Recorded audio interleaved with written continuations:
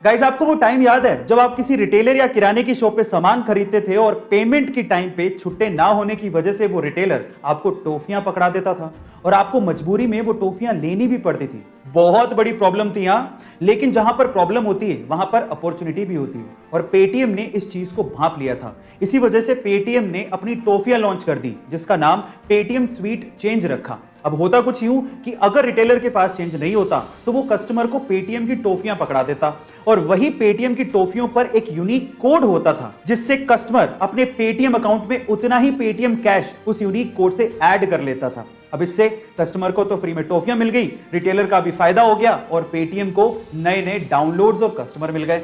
आपको ये आइडिया कैसा लगा चैट सेक्शन में जरूर लिखिएगा। और कई बाप अपने बेटों की इच्छाओं को पूरा करने के लिए कुछ भी कर डालते हैं और उन्हीं में से एक है वियतनाम का ये शख्स जो कि पेशे से वुड वर्कर है। अब एक दिन उसके छोटे से बेटे ने लैम्बोर्गिनी मांग ली।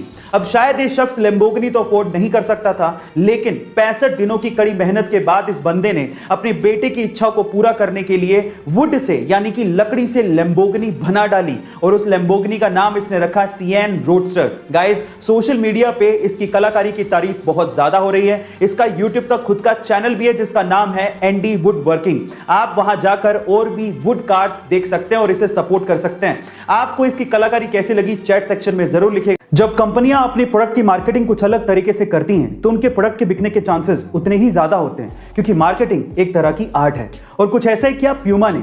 जब 1970 के फुटबॉल वर्ल्ड कप में प्यूमा ने पेले को, जो कि फुटबॉल के महानतम खिलाड़ियों में से एक हैं, उन्हें ग्राउंड पे सिर्फ अपने जूतों के लेसेस बांधने के लिए $1,20,000 दिए, जो कि आज के लगभग 7 करोड़ रुपए होते हैं। गाइस, क्योंकि प्यूमा ये जानती थी कि स्टार खिलाड़ी पेले जब अपने जूतों के लेसेस ग्राउंड पे बांधेंगे तो सारी दुनिया की नजर उनके जूतों पर जरूर जाएगी और जब स्टार कुछ पहनता है तो उसको लोग खरीदते हैं और वो प्रोडक्ट अपने आप सुर्खियों में आ ही जाता है। गाइस, आपको प्यूमा की ये स्ट्रेटजी कैसे लगी कमेंट सेक्शन में जरूर लिखिएगा। आपने शेयर मार्केट के बारे में तो जरूर सुना होगा, जैसे कि इंडिया के शेयर मार्केट्स हैं बीएसई एंड एनएसई और उसी तरह से यूएस के शेयर मार्केट को नैस्डैक कहा जाता है। पर मेरा सवाल यह है कि दुनिया का सबसे महंगा शेयर कौन सी कंपनी का है और वो कितने का है, क्या आप जानते हैं?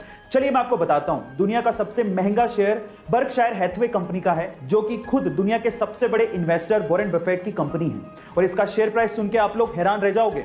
बर्कशायर हैथवे क्लास ए के एक शेयर का प्राइस $4,30,000 है, यानी कि रुपए में ये लगभग 3.5 करोड़ रुपए होता है।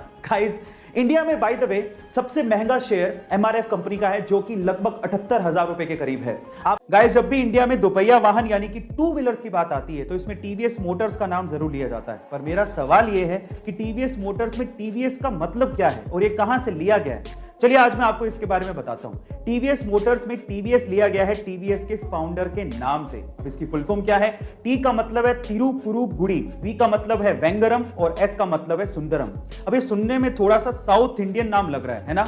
एक्चुअली में साउथ इंडियन नाम ही है, क्योंकि ये कंपनी इंडिया की है, इसके फाउंडर साउथ इंडिया से हैं और इसका हेडक्वार्टर चेन्नई में ही है। मैं आपकी जानकारी के लिए आपको बता दूं कि टीवीएस इंडिया की दूसरी सबसे बड़ी टू व्हीलर एक्सपोर्टर कंपनी है, जो कि 60 से भी ज्यादा देशों में अपने टू व्हीलर्स सेल करती है। गाइस, क्या इसके पहले तक आपको इन्फॉर्मेशन पता थी? नहीं पता थी तो कमेंट सेक्शन में जरूर लिखेगा और ऐसे अमेजिंग वीडियोस के लिए शेयर, सब्सक्राइब एंड लाइक। मिलते हैं अगली वीडियो में।